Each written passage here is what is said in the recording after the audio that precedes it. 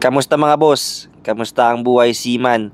Another day, another job order na naman tayo. Ang trabaho natin ngayon, watchman. For today's video, watchman tayo ngayon.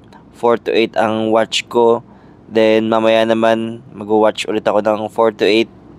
Dahil nga approaching kami sa Anchorage area. Bukas arrival na namin. Then naghihintay kami ng balita kung kailan kami papasok sa puerto. At ito nga pala ang aking merienda. Tapos na ako mag-watch ng 4 to 8 in the morning. Then kakagising ko lang din. Nakakain na rin ako ng aking lunch. Then ito talaga, kahapon pa to, Sunday. So itinabi ko lang to. Kain tayo mga boss. Sarap to, pizza. Tapos nilagyan ko ng cream cheese and cheese.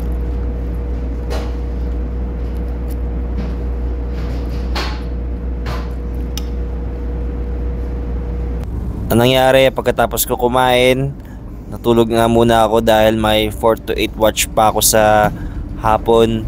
Then ayun, paakit na rin ako ng bridge dahil nandun na rin si third mate. Then yun, magta-turnover na rin ng watch. Medyo maaga akong pumunta.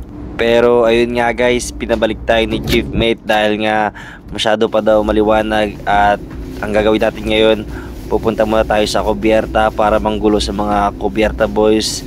Sobrang lamig na sa labas guys, kaya winter coverall na yung ginagamit namin. Pero usually minsan malamig, minsan hindi. Pero sa time na to, nag winter coverall na lang ako para sigurado dahil ang hirap sa sobrang lamig. Eto nga pala isang tropa natin guys, namimintura ng ventilation. Yan, pinaprimer niya para sa susunod itatap coat na. Yun lang naman yung ginawa namin sa Cubierta dahil isang oras na lang ako doon. Kaya ngayon alas 5 na. Ang sabi kasi ni chief mate, balik na lang daw ako ng after dinner dun sa bridge. So kumain muna ako guys. Yan yung pagkain namin. Meron kaming fish, meron kaming sisig, meron kaming sabaw. Yung sabaw namin bulalo. So palaging may bulalo dito guys. Sagana sila sa bulalo.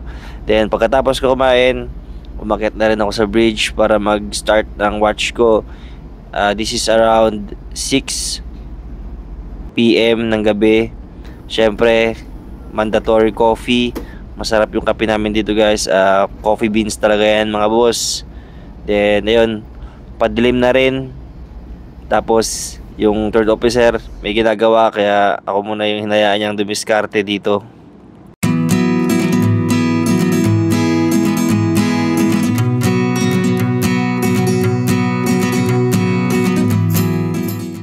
Alright, kakatapos lang ng aking duty. And yun, kakabalik ko lang dito sa aking kabina. So I guess magkakaroon mo tayo ng konting cabin tour kahit na magulo ang aking kabina.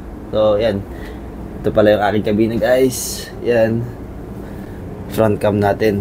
Magulo pa ngayon guys dahil medyo busy. Dutyhan kami guys. Ito yung kama ko. Yan, tapos bagong laba lang din ako. So medyo magulo pa talaga yung kabina natin, pero ayusin natin yan guys, huwag kayong mag-alala.